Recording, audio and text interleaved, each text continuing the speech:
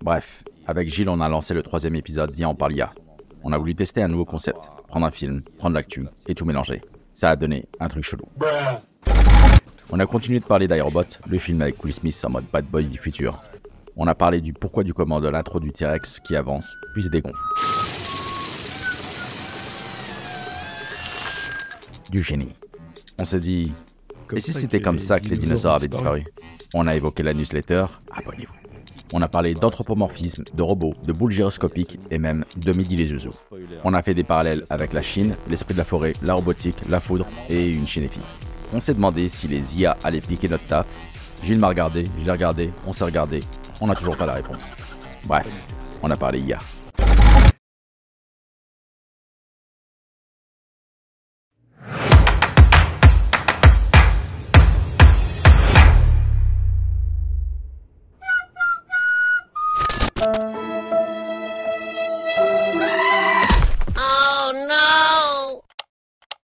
Bienvenue à tous sur Viens on parle IA, 3e épisode, 2e épisode de la série avec un nouveau concept, Gilles, qui est on prend un film et on prend l'actualité et on mixe le tout et ça nous donne ce type d'épisode, ce format. Donc si vous aimez, n'hésitez pas à laisser un like, partager ou un commentaire pour nous dire si vous aimez ou si vous avez des propositions de films en lien avec l'IA.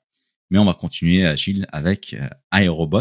Et avant qu'on continue, on n'a pas parlé de l'intro qui a été faite, l'historique de cette intro que normalement les gens ont vu directement. C'était quoi cette intro avec le dinosaure? D'où ça t'est venu?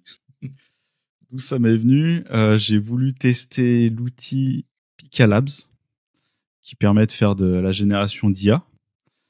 Et j'étais un peu déçu sur vraiment la génération vidéo, mais par contre sur la création d'effets sur des sujets, c'est assez impressionnant. Je sais pas si tu as déjà vu des vidéos où tu as c'est la photo d'une personne et on l'écrase avec de la pâte à modeler. Ouais, j'ai déjà vu même d'autres trucs un peu bizarres. Explosion, c'est ça. Ballon qui, tu deviens un ballon de baudruche, ce genre de choses. Dans le logiciel montage que j'ai, ils ont sorti un nouveau truc. C'est avec de l'IA où tu te transformes en sable, où il y a la foudre qui explose, etc. Et ça anime une photo.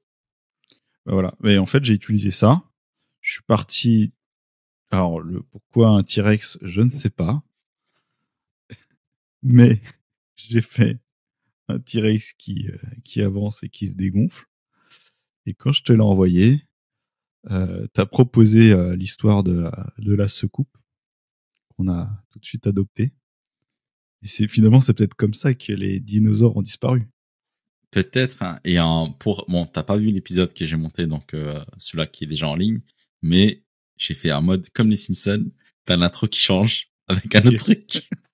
Mais j'ai gardé ton T-Rex. Mais je vais pas spoiler, tu le découvriras. Bon, les gens l'ont déjà vu que là c'est le 3e épisode, mais le 2e épisode c'est autre chose et pourquoi pas pour celui-ci faire autre chose.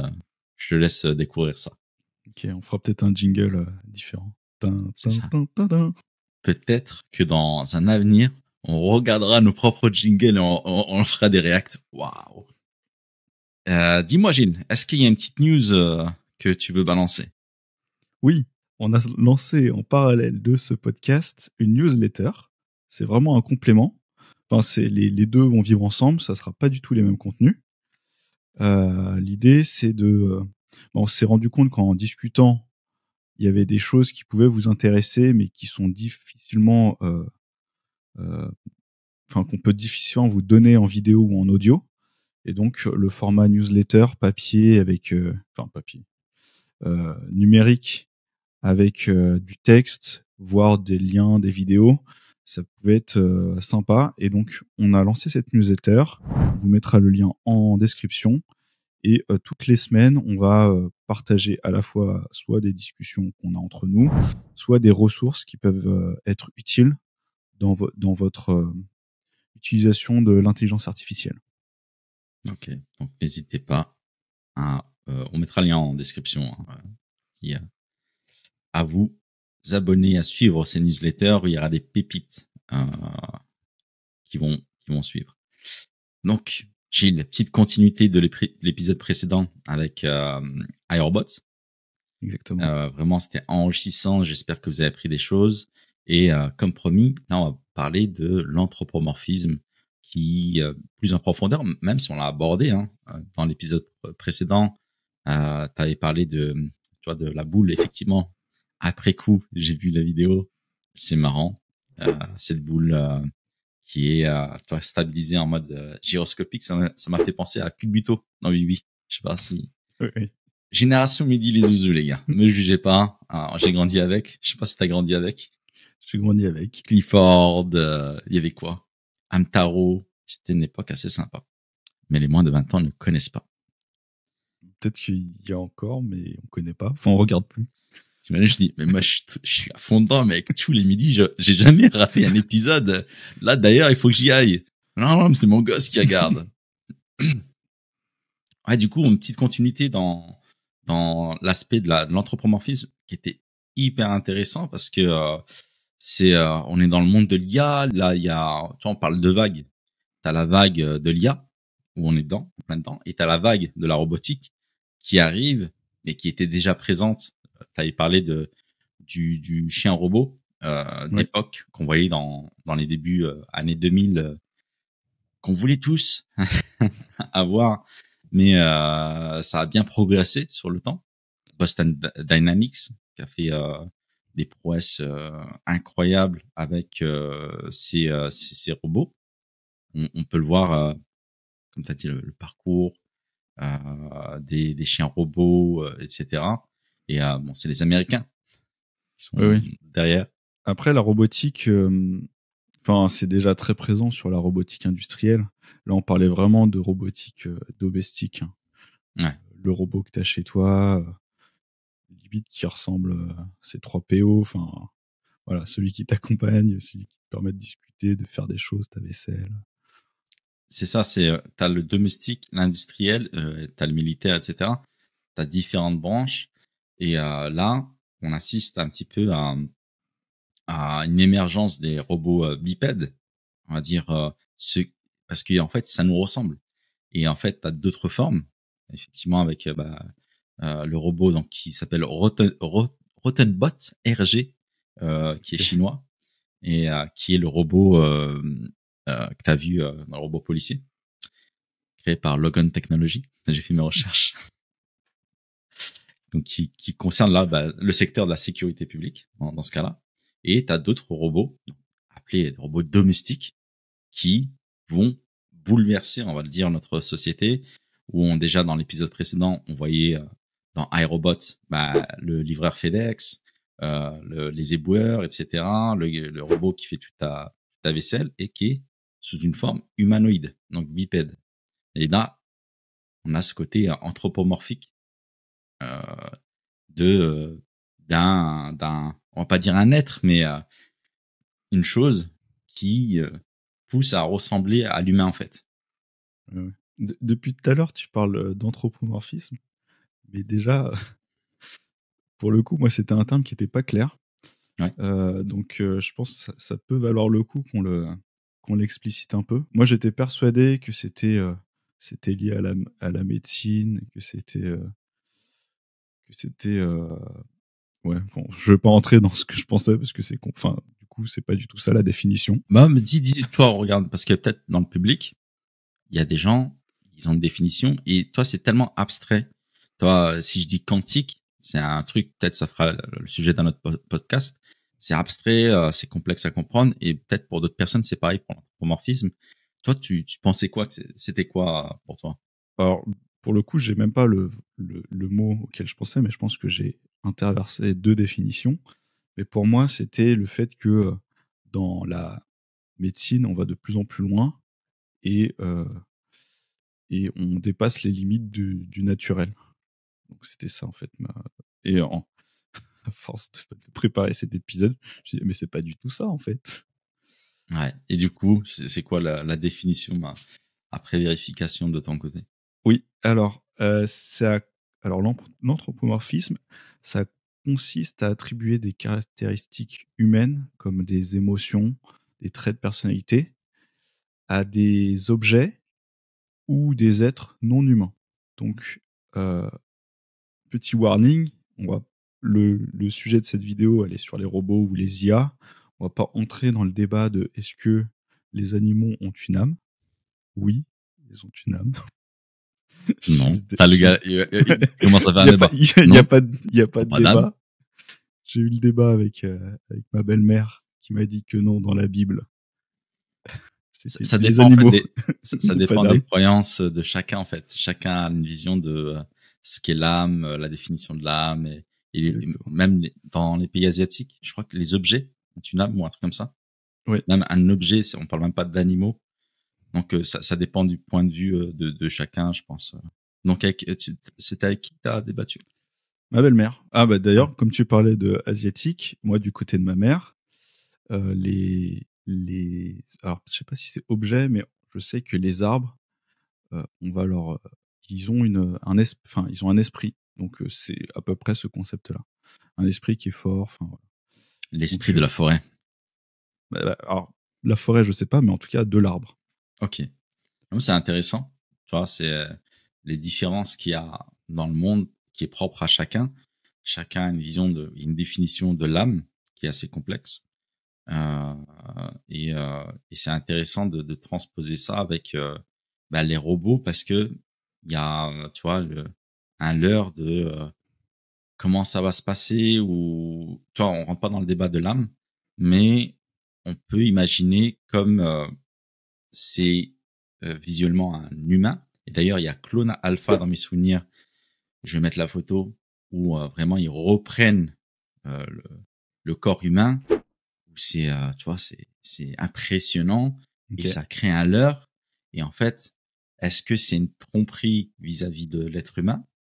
Donc, d'imiter, comme on l'a vu avec OpenAI qui a mis dans ChatGPT cette fonction de vocal avancé, ou tu vois, ils ont pas fait un effort tu vois, en termes de vitesse, mais en fait, ils ont juste rajouté des trucs humains, tu vois, des hésitations, etc., qui Ouais. leurrent le cerveau et on croit que c'est plus rapide, mais non. T'as juste l'impression que c'est un humain, mais en fait, tout est fait pour que t'aies cette impression. Ouais, ouais. Et de là, on parle de robotique. Là, je te parle de voix, là, on parle de robotique. Donc, ça mène à cette question. Est-ce que les robots vont avoir des droits?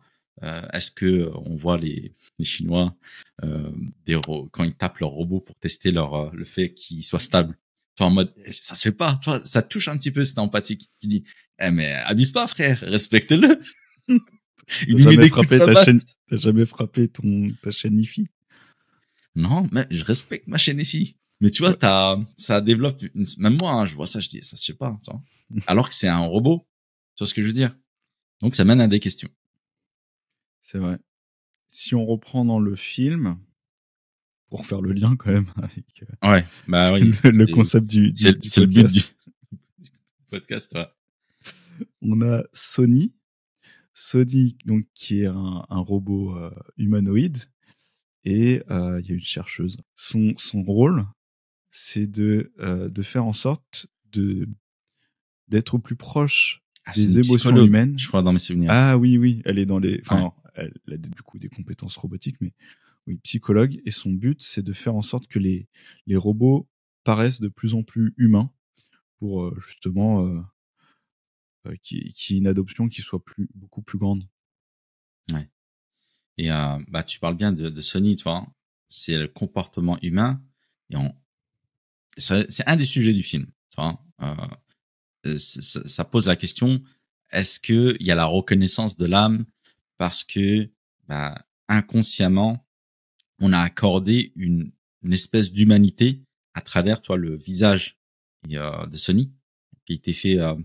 Petit fun fact, dans iRobot, il y a les designers qui ont poussé ce trait-là pour que le robot qu'on voit, le NS5, ait cet aspect humain, mais ils veulent garder aussi l'aspect mécanique, tant qu'on sache que c'est quand même un robot.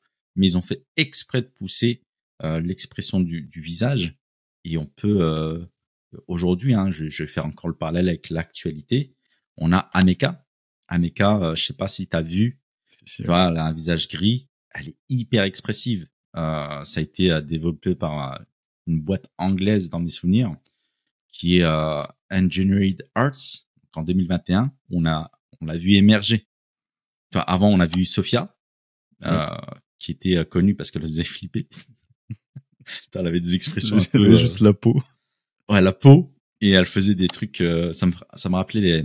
Quand je vais faire le vieux, tu vois. Mais les minicums. Okay. Moi, j'ai pensé aux minicums direct avec Sophia. Ok.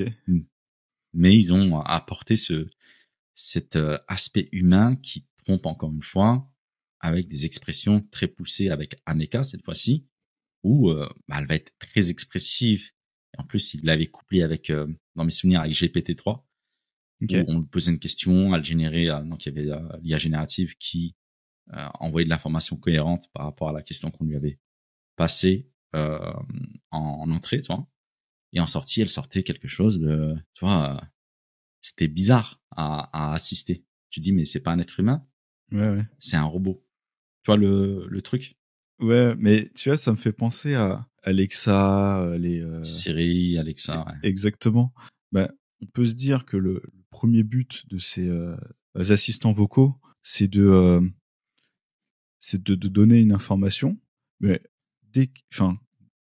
100% des personnes avec qui j'ai testé un assistant vocal, dès la deuxième question, c'est je demande une blague, et donc il y a ce côté je demande quelque chose qui est plutôt un comportement humain à un outil qui est censé te donner la météo, te réveiller en lui, je sais pas si tu lui dis programme-moi un réveil, mais on cherche, comme on entend une voix qui paraît humaine, bah on a envie que ce soit notre nouveau pote. Je sais pas ce que t'en penses. Ouais, on l'a vu, tu as plusieurs personnes, des chefs d'entreprise. Moi, j'écoute beaucoup de les entrepreneurs, etc. Quand ils échangent, on leur pose la question et ils ont intégré et adopté ChatGPT et ils l'ont intégré de manière à pas avoir une information, à avoir un réconfort, à avoir OpenAI et toute société qui sont dans ce domaine-là par rapport à ce qui touche la psychologie humaine. Ils disent, nous, on n'est pas au courant parce que ça ramène beaucoup de problématiques pour éviter les procédures judiciaires sur le sujet parce que c'est un sujet très sensible. Mais forcément, tu as une interaction, il y a une voix humaine, t'échanges et tu as des questions et il va s'adapter à ton niveau d'échange et tu vas vouloir une réponse. Moi-même, je vais pas faire l'innocent, moi aussi j'utilise où j'ai des débats très en profondeur sur certains sujets complexes où il y a un échange et t'apprécies un petit peu, toi, il y a une réactivité, elle comprend les mots que tu es en train de dire, la complexité, tu recadres et tu as un échange en continu. Toi, ça s'essouffle pas. Ouais. Et ça, je comprends que ça peut pousser à cette interaction, comme tu le dis. Moi, je repense, là, c'est pas du tout de l'intelligence artificielle. Mais en fait, on est rassuré quand on a l'impression que la personne en face, elle réfléchit ou elle est, qu'on a l'impression que c'est un humain. Je pense au premier chatbot qui arrivait et qui était pas du tout des intelligences. Hein. C'était des messages un peu, programmés avec différents parcours. Mais il te mettait quand même les 3 petits points pour faire genre le robot est réfléchi, alors que l'information, il l'avait déjà. À partir du moment où tu as cliqué sur le bouton, il savait très bien quelle réponse te donner. Mais le fait qu'il y ait les 3 petits points, que la réponse, elle mette une seconde et demie à arriver, bah, tu as l'impression que le gars, il est en train de taper derrière son ordi, alors que pas du tout. Même si en avatar, tu avais une photo d'un robot ou un dessin, bah, tu as quand même cette impression de parler à quelqu'un. On joue sur les biais cognitifs, un hack émotionnel, etc. Comme je te dis, avec la voix, avec les hésitations, encore une fois, on se sent rassuré, tu vois, on est moins effrayé et c'est plus familier, tu vois, par rapport à ça. Et tu vois encore, c'est cet effet d'émotion qui ressort, c'est l'effet, ces réflexions à avoir sur l'éthique. Tu vois, est-ce que toi, il y a Sony dans le film, gros spoiler là, qui va se faire détruire parce qu'il est anormal. Il a des émotions parce on le suspecte de meurtre et donc il a fait le choix de briser les trois lois d'Asimov, donc les trois lois de la robotique, qui est de protéger l'humain. Et donc il a une décision et on voit qu'il est émotionnel. Et la scène quand il est interrogé par Will Smith, Mr. Spooner, il tape sur la table comme ça, il est vénère. Il a un moment d'émotion. Ouais. Et ça ramène encore une fois à cette question d'éthique. Est-ce que tu vois, on va détruire l'humain, on va détruire lapsus, on va détruire le robot, on va le détruire, donc l'euthanasier, on va le déconnecter, alors qu'il y a cet échange, cet acte entre le robot et l'humain. Et est-ce qu'ils ont des droits? On l'a vu en 2017 avec ce que je disais, Sophia, qui est une boîte hongkongaise qui a produit Sophia.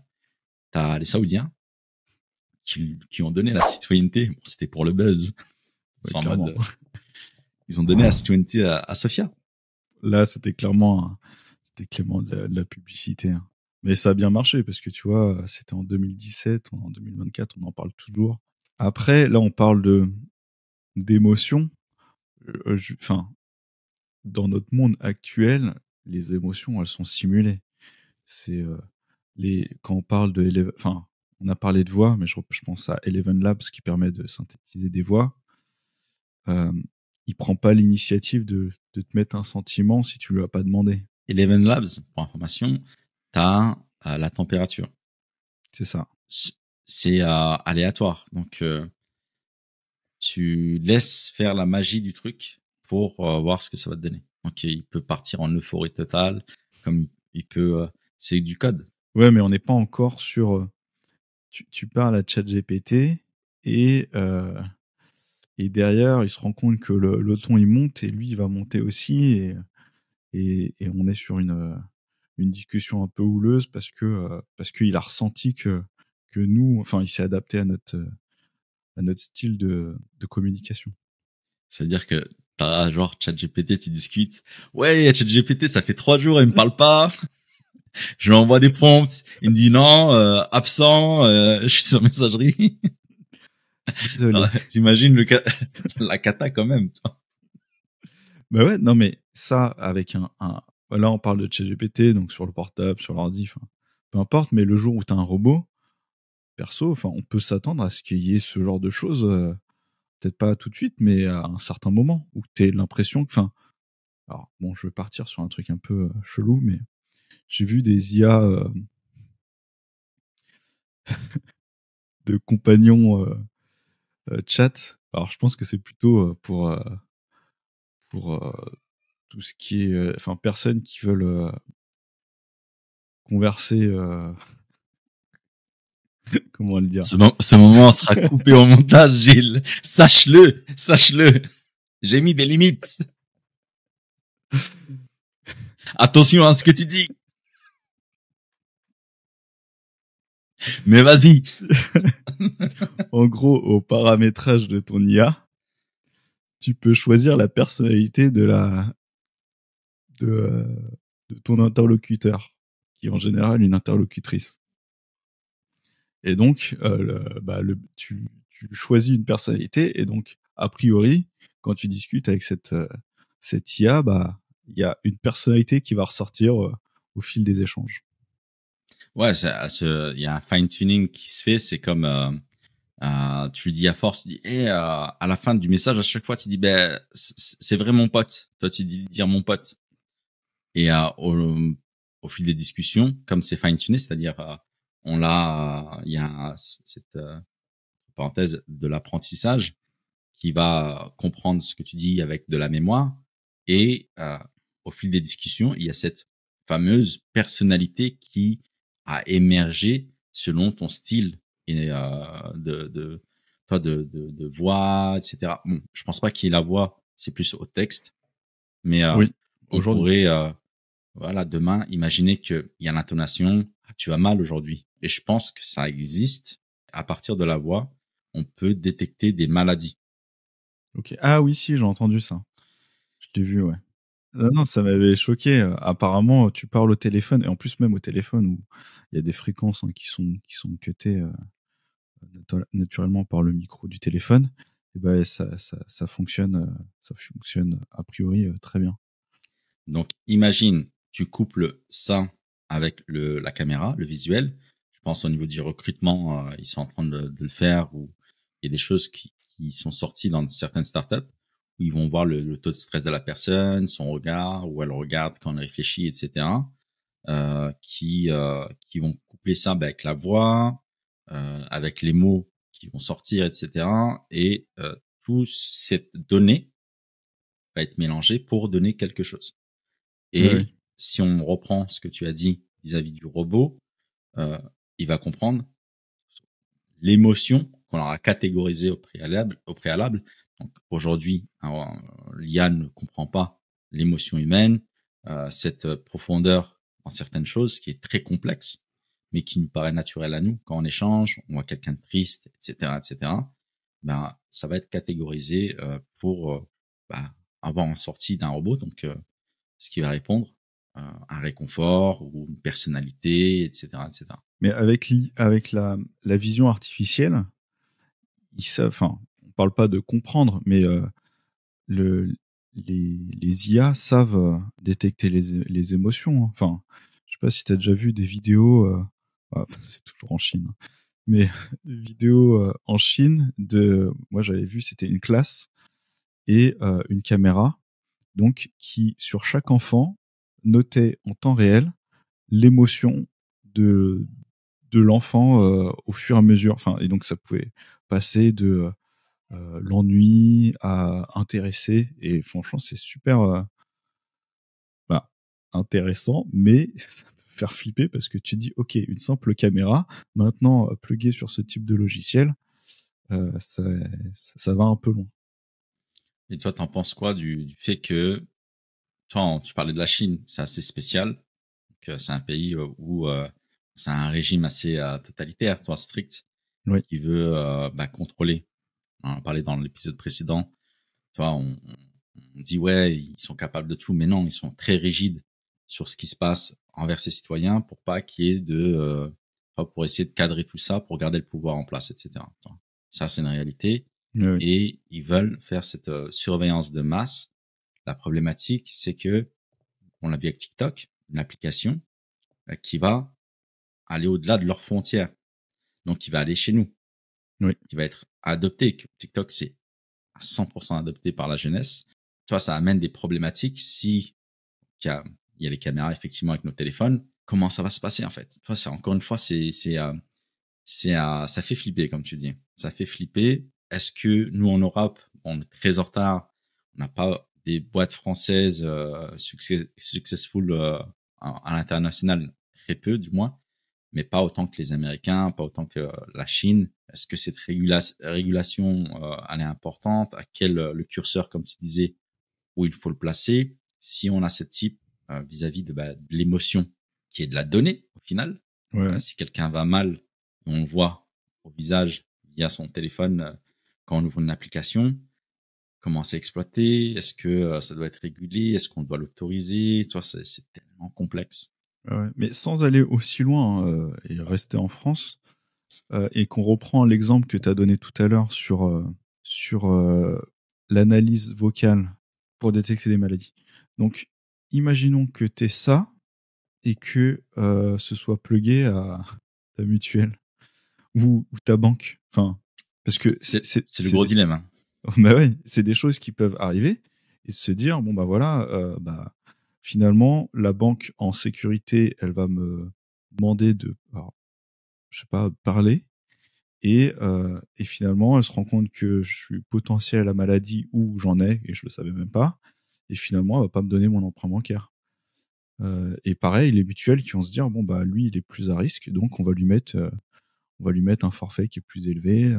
Ouais, c'est les conséquences de les choses à réguler. C'est-à-dire, il faut pas que ça soit pour un citoyen, en France du moins, ou européen, ça le pénalise sur des droits qu'il a, le droit aux soins, etc., le droit à la santé, et que ça le pénalise pas parce que la mutuelle a eu l'information un an à l'avance qu'il a eu ça, et en plus il va pas le divulguer, parce que s'il le divulgue, il dit ben en fait on t'espionne, tu vois, c'est une mécanique, parce que faut se dire bah ils sont là pour gagner de l'argent aussi. C'est tout le système repose sur ça, le fait que tu payes des mensualités, etc. Alors que tu peux ne pas tomber malade, ben on va te prendre une somme d'argent, etc. Si, comme bon, les assurances, ne le prenez pas mal, mais bon, s'il y a moyen de faire des économies et éviter de te rembourser ou de payer ou de dédommager des choses, ils iront. Tu vois, c'est le Alors, modèle. pour le coup, alors déjà, là, c'est notre réflexion d'aujourd'hui, hein, mais rien n'empêche les lois de changer. Et pour le coup, ça me fait penser à un truc que j'ai lu hier. Ça existe déjà aux États-Unis. J'ai vu, alors, ils ont perdu au niveau juridique, mais pour redonner le contexte, c'est une personne qui a eu un problème de santé. Une IA a déterminé que la prise en charge, ou enfin, en tout cas, le traitement aurait dû durer que 16 jours. Donc, la mutuelle ou l'assurance, enfin, a payé que 16 jours. Et en fait, ça a duré beaucoup plus longtemps. Et la personne a dû payer de sa poche le reste. Et donc, ça veut dire que ça existe déjà. Bon, finalement, il y a eu procès et l'assurance a perdu.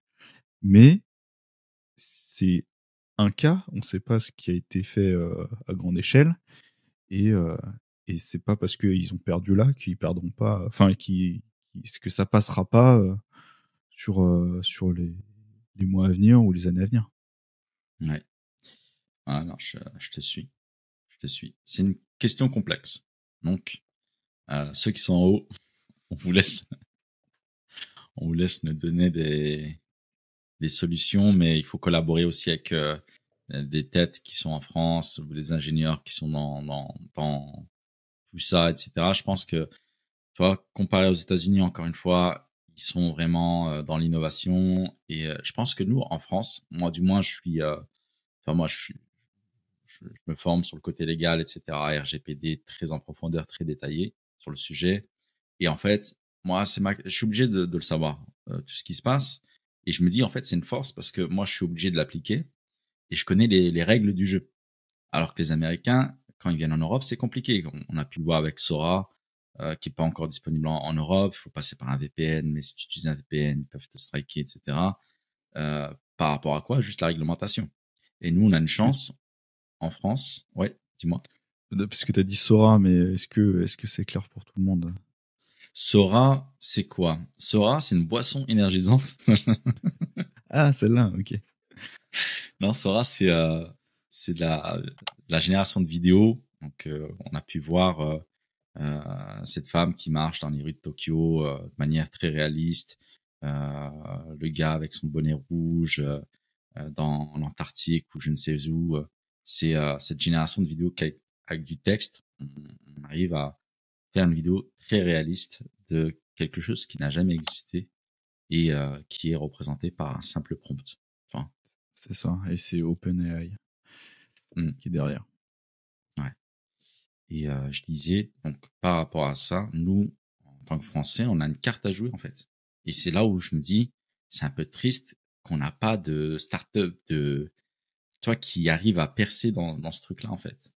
Et toi, pour moi, la course, j'avoue que c'est compliqué l'IA, mais il y a toujours des choses à jouer sur différents domaines, notamment le quantique ou d'autres sujets. Oui. Comme nous, on a la réglementation, on l'apprend, on l'adapte parce qu'on n'a pas le choix, et on peut aussi se challenger vis-à-vis des Américains, des Chinois, etc. Ouais. Mais je pense que il y a du vrai, mais il y a quand même des startups dans tous ces secteurs, mais pas au niveau mondial. Ben, je vais Comme te les Américains. surprendre, Ouais. Gilles. Revenons à la robotique. Tu Allez. vois, revenons à la robotique. Il y a différents robots qui sont impressionnants. On a parlé de Boston Dynamics, Optimus de Tesla. D'ailleurs, j'ai une anecdote, je la garde pour après, sur Tesla. Il y a Clone Alpha, j'en parlais, qui cette fois est russe. On a NeoBeta, qui est allemand, qui est une boîte allemande, Agile Robots. Et on a dans toute cette liste, bon, c'est pas les plus impressionnants, les Français, mais toi, les plus impressionnants, c'est ceux que j'ai cités, hein, Boston Dynamics, Tesla avec Optimus, Figure 02, donc qui est aussi impressionnant et qui m'a l'air d'être plus avancé que Optimus, en tout cas, surtout au niveau au niveau des robots. On a du biomimétisme vis-à-vis de la main et tu as les degrés de liberté des doigts. C'est toute la complexité et c'est hyper fascinant. Honnêtement, moi, ça me fascine. Oui, je suis d'accord. C'est cette chose-là. Et eux, ils sont très en avance, Figure 02, qui est anglais de leur côté. Et j'ai trouvé un français. Non, en fait. Tu vois, je voyais des Chinois avec Unitree G1 qui sont impressionnants, en fait, quand on regarde leurs vidéos. Et j'ai vu qu'il y avait des bordelais, Pollen Robotics, à côté de chez toi, mec. Ok. Il y a Richie 2. Il est pas ouf, le robot, mais ça m'a fait plaisir de les voir. Je dis, il y a des Français dedans. Et alors, en plus, c'est open source. Il est pas ouf. Il est pas ouf. Non, on va les mettre en hauteur. Mais les gars, vous êtes pas ouf. Je suis obligé de vous le dire. Non, vous êtes non, par rapport à ce qui existe, franchement, on vous soutient. Mais par rapport à ce qui existe, il y a un grand écart, toi. Mais ça m'a fait plaisir. Toi, je me dis, ils sont là. Et en plus, c'est open source, toi. Et donc, il y a pas mal de robots bipèdes humanoïdes sur le marché, notamment Neo qui impressionne, Figure 02, comme j'ai dit, qui impressionne, et Tesla. Petite anecdote sur Tesla, et ça va répondre à une question, en fait, sur l'adoption des robots au sein des ménages. C'est quelque chose qui est poussé par Elon Musk, comme Zuckerberg avec la suite du téléphone. La suite du smartphone, c'est les lunettes. Il en fait la promotion, tu vois. Là, il est à perte, mais il se dit, je vais influencer le monde et les investisseurs aussi à dire la suite, c'est les lunettes. Ça se porte au quotidien et voilà, c'est mieux que des téléphones. Et Elon Musk, ce qu'il fait, c'est exactement ça. Il pousse à dire, demain, vous avez un robot. Il sera accessible. Donc, il met des promesses de prix. Entre 20 000 et 30 000 $. Encore une fois, il faut savoir qu'un robot industriel, c'est pas 20 000 ou 30 000 $ ou des choses comme ça, en fait. C'est une technologie aussi compacte pour faire des tâches domestiques. 20 000 $, c'est impressionnant. Parce qu'en fait, il gère tout de bout en bout, en fait. La vision, etc. par rapport à leur voiture autonome, Tesla avec leur voiture autonome, oui. Et d'autres aspects, notamment l'énergie, etc. pour défier toute la concurrence en proposant un prix défiant tout le monde. Et il nous met dans notre tête, inconsciemment, il vous faut un robot, les gars. Tu vois le cheminement du truc, toute la mécanique? Mais ouais, surtout que comme il fait des annonces pour le futur et qu'en plus il y a du retard, ça lui fait tout ce temps-là de promotion pour se dire ok, ça va arriver, vous en avez besoin, c'est le prix d'une voiture. Enfin, c'est même par rapport à Tesla, c'est moins cher que le prix d'une voiture. Il y a un truc qui a fuité. Tu te rappelles, il a fait une soirée un petit peu dansante avec des robots qui serrent des verres, etc. Oui. Et il y a un gars qui a pris son téléphone et qui a interrogé ce robot pour lui dire, et ça fait polémique, est-ce que, en gros, tu gères tout ce que tu fais ou pas? Il dit non, je suis assisté par un humain. Et en gros, cette soirée, c'était pour dire, regardez, ils sont autonomes, les gars. Ils peuvent gérer des choses complexes. Et c'est vrai que c'est hyper complexe, encore avec les doigts, les capteurs de pression, etc. C'est hyper complexe ce qui est mis en place, mais il a mis du marketing à fond pour influencer les consciences, à adopter quelque chose. C'est comme l'iPhone. Tu vois, regardez, on a adopté aujourd'hui des écrans tactiles. Avant, il y avait des boutons, il y avait des touches comme BlackBerry, etc. On a adopté ça, ça a été influencé, ça a été mis en avant. Tu vois ce que je veux dire? Cette innovation. Et après, oui, ça a fuité assez vite que c'était de la mise en scène, mais c'est quand même impressionnant, même si c'est télécommandé, on est quand même sur des robots qui font plus que ce qu'on avait l'habitude de voir. C'est ça. Après, ce qui est Ce qui est gênant, c'est qu'il t'annonce des dates, en fait. Ah bah Il oui. respecte jamais. Il a jamais respecté. Mais il y arrive à un moment donné. T'as fait le parallèle avec le téléphone. J'ai envie d'aller un peu plus loin. Parce que je me suis dit, ok, il y a toute cette histoire d'adoption et tout. C'est vrai que là, pour les robots, on y est au tout début. Sur l'IA générative, ou même, ça n'a pas encore commencé, on sait que ça va arriver. L'IA générative, on est au tout début. Mais si on analyse des technologies de rupture, il y a toujours eu cette méfiance. Et là, je voulais faire un parallèle, mais qui est vraiment très loin, le chemin de fer. Genre, Moi, j'ai un autre parallèle, mais vas-y, t'inquiète, non, mais on va aller loin aussi. J'en ai plein. Mais les trains à vapeur, les premiers trains à vapeur, et ben les réflexions étaient les mêmes. Ça va nous enlever notre travail. Et il y a eu des études scientifiques qui expliquaient, non, études scientifiques de l'école, de l'époque, hein, que à partir de 60 km/h, t'allais avoir tes rétines qui allaient brûler parce que c'est beaucoup trop rapide. C'est de fou. Et tu te dis maintenant, bah oui, ça a développé le monde du travail, ça a donné du travail à d'autres parce que finalement, il fallait construire fallait construire les voies, ça a accéléré le développement mondial. Mais au début, non, les gens, ils avaient peur. Et c'est marrant parce qu'en fait, c'est exactement la même chose avec Optimus de Tesla, où t'avais tous les journaux qui disaient ouais, et c'est un mensonge, hein. Attention, je stipule que c'était un mensonge, mais c'est passé dans les médias.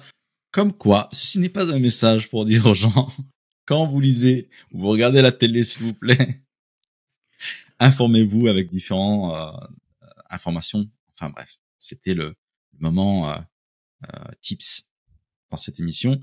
C'était aux États-Unis avec Tesla.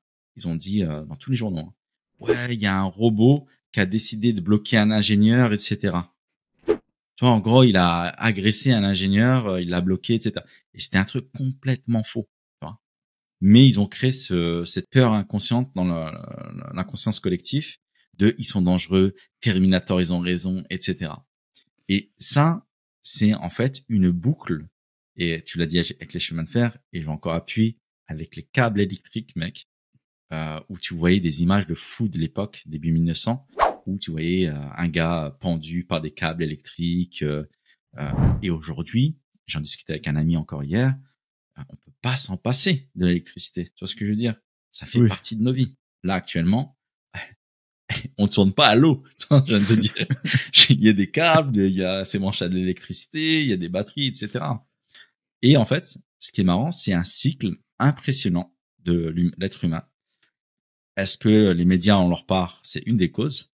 Certes, dans tout ça, il y a différents acteurs où voilà, c'est assez complexe. C'est toujours le monde n'est pas 0-1, c'est très complexe. Et il y a des choses à comprendre que c'est très cyclique. Donc la peur de l'innovation, de choses qui demain vont faire partie de notre quotidien, comme on avait avec Roomba, l'aspirateur que tout le monde a. Tu vois, moi je l'ai pas encore, mais tu vois, c'est adopté. Et en fait, c'est un cheminement. Toi, c'est influencé. Elon Musk influence une manière d'adopter un robot. Les gens ont peur. Les médias, bah, comme c'est un peu le business model, c'est de créer la peur. On regarde pas un média ou des news. Tu vois bien, ça fait pas vendre. Il faut que ça fasse un peu peur. Donc, si vous surconsommez les médias, faites attention. On balance trop de tips aujourd'hui. mais je veux dire, dans tout ça, c'est des cycles qu'il y a eu avant, c'est des cycles qu'il y a maintenant, et c'est des cycles qu'il y aura plus tard. Toi. Bah, je sais que c'est un sujet qui nous fait rire, hein. C'est aussi pour ça qu'on a fait ce podcast. C'est que là, comme on parle d'IA et de robotique, et qu'il y a eu beaucoup de littérature il y a eu beaucoup de littérature sur le sujet, sur des dystopies ou des films, enfin quand on repense à Matrix et tout. Bah, là on se dit, on commence à arriver vers ce type de monde. Et donc forcément, les médias, ils vont en jouer. Des mecs comme Elon Musk, ils en jouent clairement. Hein. Enfin, il a appelé son robot Optimus. C'est pas pour rien. Optimus, moi dans ma tête, c'est Transformers. Toute la soirée dont tu parlais, la scénographie, Elle est très visuelle, très inspirée des films. Son taxicab, enfin, je sais pas comment il l'appelait, si, taxicab, inspiré de iRobot aussi, son bus aussi, enfin. Est-ce que tu veux dire c'est le copy comics de la tech, Elon Musk, qu'il a pas d'inspiration? C'est ça que t'es en train de dire? Je pense qu'on fera un épisode sur lui, tellement il y a de choses à dire. Mais C'est vrai. il est passé du super génie à là, il tend vers, je sais pas, le super vilain, celui qui maîtrise tout. Il a les satellites. C'est vrai qu'il a pas mal de trucs, mais aussi, encore une fois, ça pose des questions. Tu vois, on parlait de Vicky, la fameuse autoradio dans iRobot. Tu vois non, l'unité centrale hyper intelligente dans iRobot qui contrôle et qui centralise toute l'information. Tu vois, Sur les robots. Et là, on a l'exemple parfait on a l'information qui est centralisée, des data qui sont centralisées pour pousser le truc par des GAFAM, par Elon Musk, qui a le monopole, par Google, qui ont des monopoles de data. Ça pose des questions. La Chine qui fait pareil avec une surveillance de masse. Mais on dit la Chine, mais il n'y a pas que, tu vois. On les fait passer aussi par les méchants, mais bon, ils font des trucs de ouf. Dédicace aux Ouïghours. Oui, on est engagé. Qu'est-ce qu'il y a?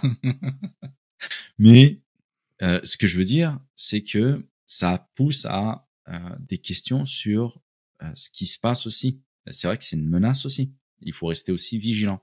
C'est pas open bar et on oublie la réalité, on disparaît, on balaye tout ça. Non, il y a des risques et c'est compréhensible, mais des fois, elle est amplifiée sur des sujets complètement délirantes. Tu vois.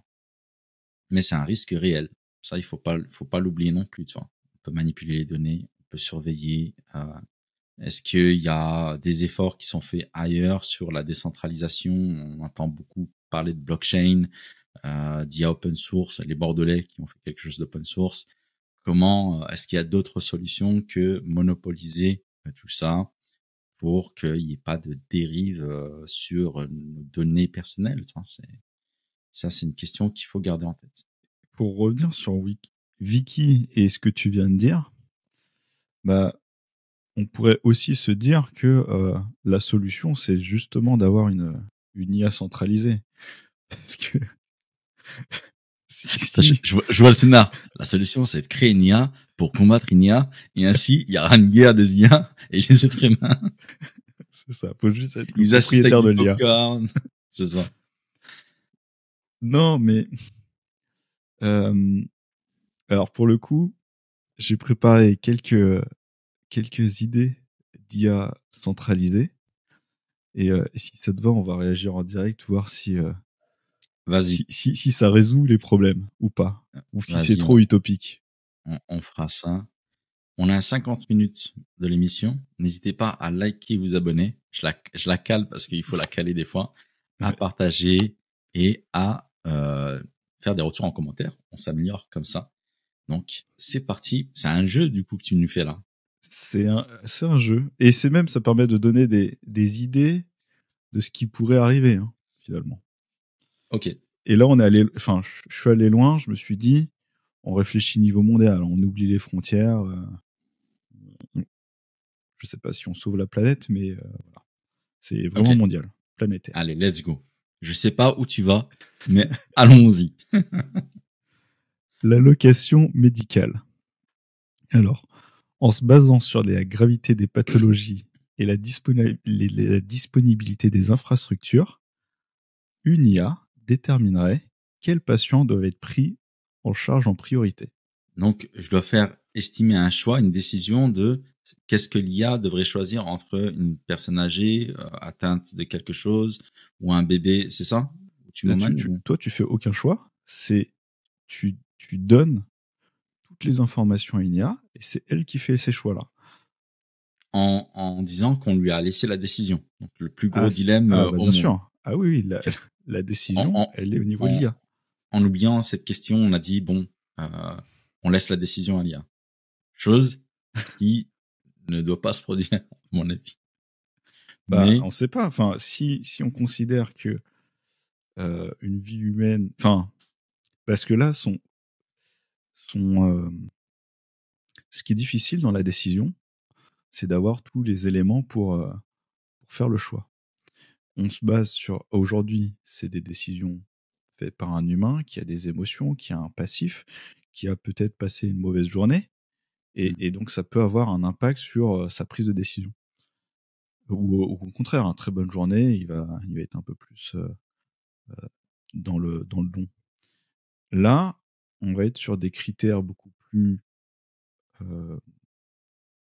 Objectif, mais objectifs. c'est Mais- pas le terme, hein. Mais bon. Non, mais c'est C'est pour ça. tellement complexe. Parce qu'en fait, j'ai tellement la vision de comment c'est conçu que ça me perturbe. Non, C'est ce genre de décision. aujourd'hui. Non, mais là, on parle des IA d'aujourd'hui. On ne sait pas comment seront faits les IA de demain. Ouais. Tu parlais de fine-tuning tout à l'heure. Ça se trouve, la notion de fine-tuning n'existera plus et qu'elle va s'auto-fine-tuner. Enfin, Bah, donc le retour, tu veux que je te donne un retour de prioriser ta vision. quel... Est-ce que tu penses que c'est faisable? Est-ce que c'est souhaitable? Est-ce que...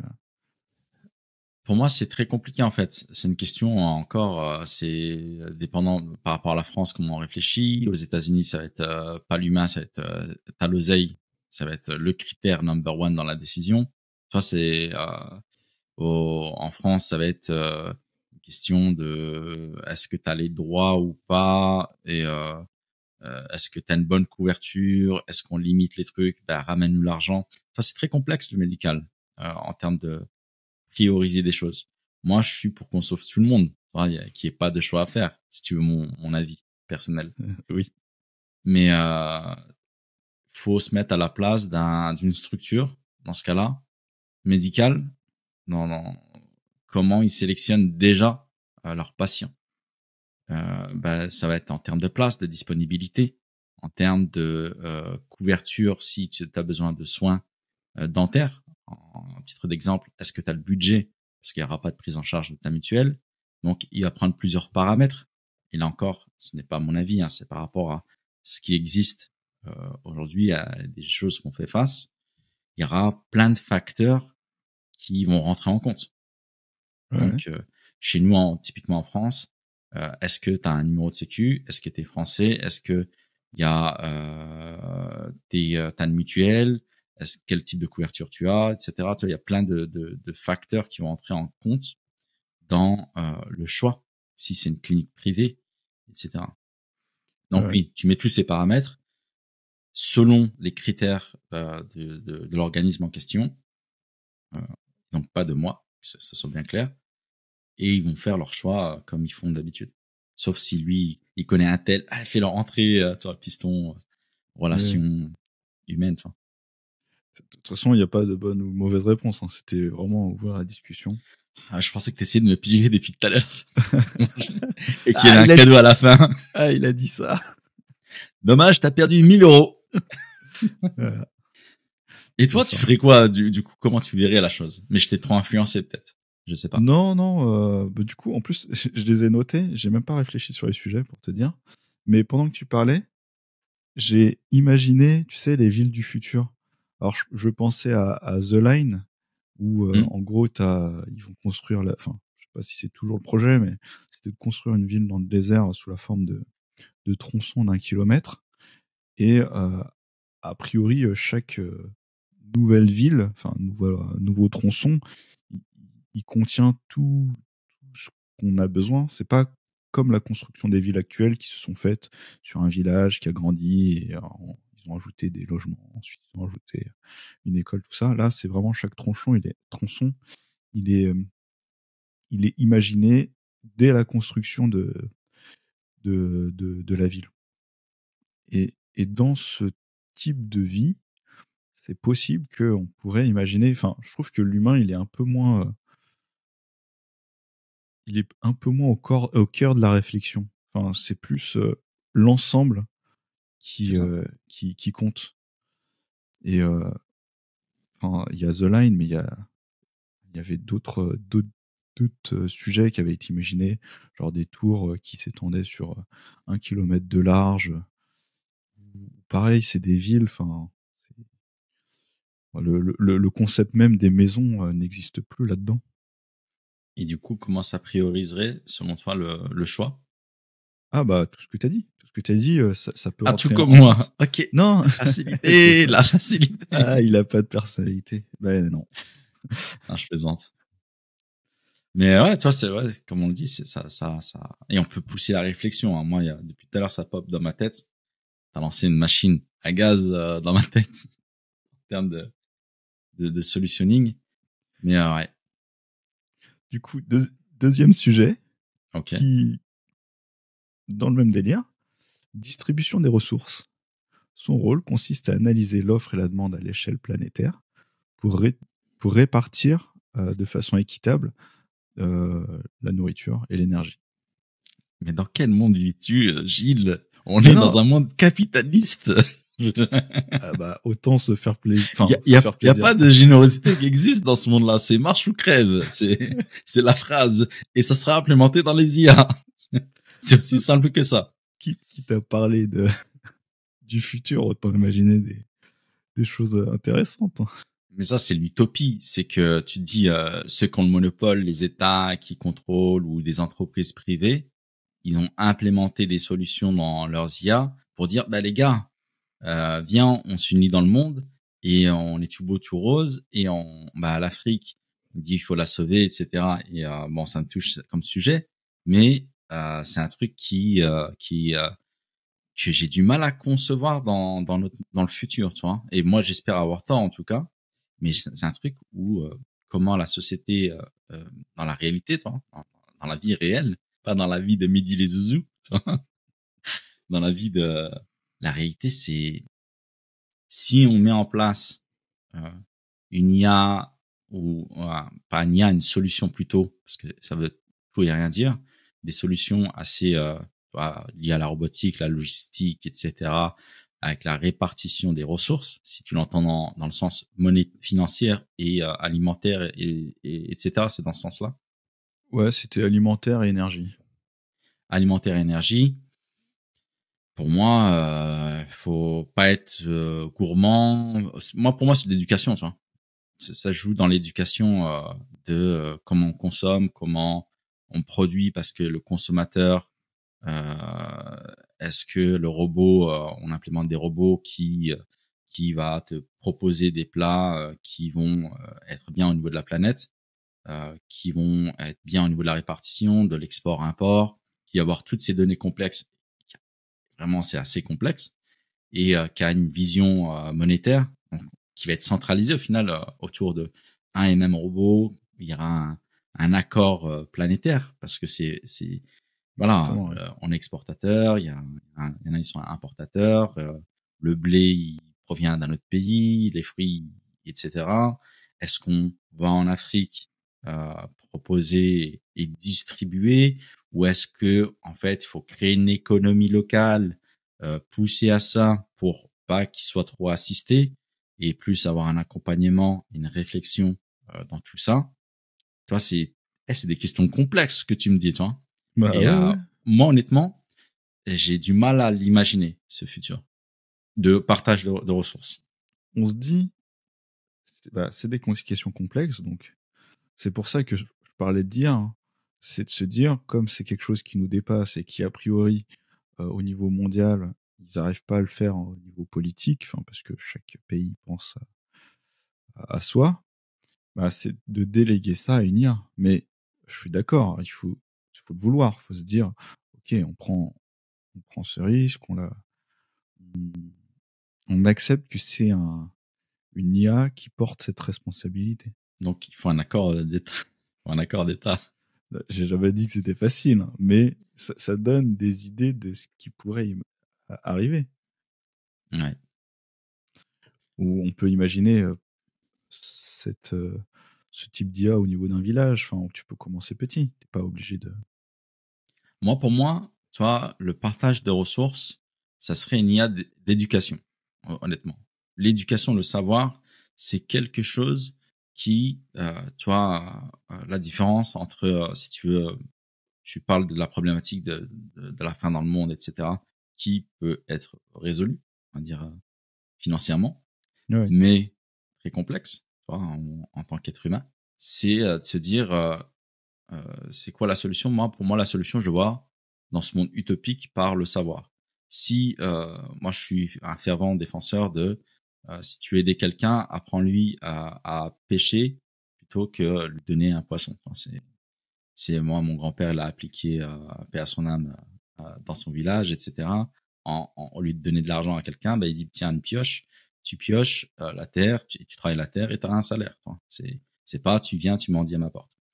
Et ça c'est du savoir. Ben, comment on cultive la terre, comment on apprend tout ça. Si tu arrives à ramener ça, cette autonomie et cette ressource, cette création de ressources en Afrique particulièrement, il y a tellement de richesses, et genre tellement qui sont exploitées. Si on apprend à toutes ces personnes comment faire, donc avoir une IA, je balance l'idée, hein, c'est une startup sur le sujet, mais moi aussi c'est un de mes goals, un de mes objectifs. S'il y a une IA universelle qui est capable à n'importe qui dans n'importe quelle langue, ça c'est la fuite de mon idée ultime que je te balance là en direct live.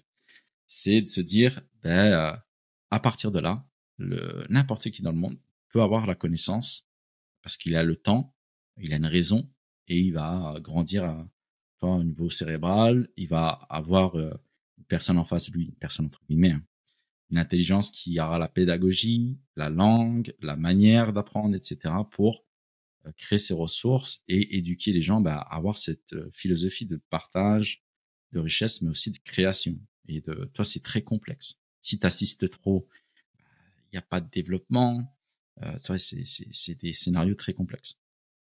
Ouais, je vois très bien. Mais je te rejoins, hein, enfin, tout ce qui est pédagogie et tout, je suis entièrement d'accord avec toi. Enfin, de toute façon, c'est aussi pour ça qu'on a ces discussions tous les deux, hein. Et petit teasing du prochain épisode, parce que tu en as parlé, tu peux te parler de je préfère apprendre à pêcher. Mais finalement, est-ce que dans le futur, on aura toujours des emplois? Et ça, c'est vraiment une belle transition. Je suis fier de toi, Gilles. C'est des belles transitions de fin de podcast. Ça, vous saurez dans le prochain épisode. Ça fait déjà une petite heure qu'on tourne, mais on va y répondre. On va se pencher sur le sujet. Encore une fois, si vous avez aimé cet épisode, merci à toi, Gilles. C'était un bel échange. Et le montage va être dur. Mais c'était un bel échange. Et donc, ça va être le prochain épisode que tu viens de teaser. Si ça vous intéresse, partagez, mettez en commentaire. Très important d'avoir vos feedbacks pour nous guider. On n'est pas dans vos têtes, mais c'est bien d'avoir un peu de retour pour s'améliorer. Nous aussi, on apprend. On a déjà eu des questions en commentaire et ça nous a donné des idées de sujets. Donc n'hésitez pas, on va les traiter, hein, soit en podcast, soit dans la newsletter. Donc, newsletter, faut pas hésiter, hein. Il y a des pépites qui arrivent. Mais on apprend beaucoup de choses gratuitement en plus. Et écoute, Gilles, je vais faire un rituel. Alors même moi, j'ai pas idée, mais as-tu une recommandation? Qu'est-ce qui me vient à l'esprit? Oui, je me suis dit, il va poser la question. Ah, donc, c'est beau ça. J'y ai réfléchi pendant le podcast. Là, en ce moment, je suis en train de regarder Dragon Ball Daima. Et franchement, trop cool. C'est sympa de revoir les personnages version enfant. Donc, je recommande sur Netflix. Et toi? Ah bon sang, tu m'as posé. Je suis en train de rêver au bout de 2 épisodes. Le 3e, il pose enfin la question. Et si t'allais pas poser la question, j'allais la poser. Ouais. Et du coup,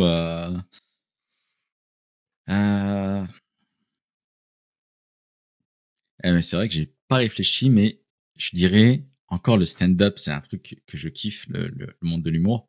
Là, c'est un stand-upper. Il n'aime pas ce terme-là, mais Haroun, pour ceux qui connaissent pas, très bon, vraiment très bon sur scène. Je très recommande. Intelligent. Hyper smart, ouais. On dirait un comptable, comme il le dit si bien. Donc, il s'est absenté. Là, il est revenu un petit peu sur scène. Donc, je recommande si vous êtes dans Paris où il fait des tournées, vous pouvez aller le soutenir. Bien évidemment, je ne touche pas de commission en disant ça. Mais c'est spectacle vivant, donc c'est cool aussi, c'est un autre monde.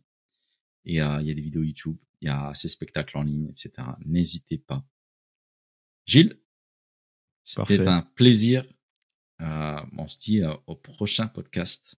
C'est Et ça. ben, Plaisir prends soin de partagé. toi Toi et aussi. prenez soin de vous et de vos proches.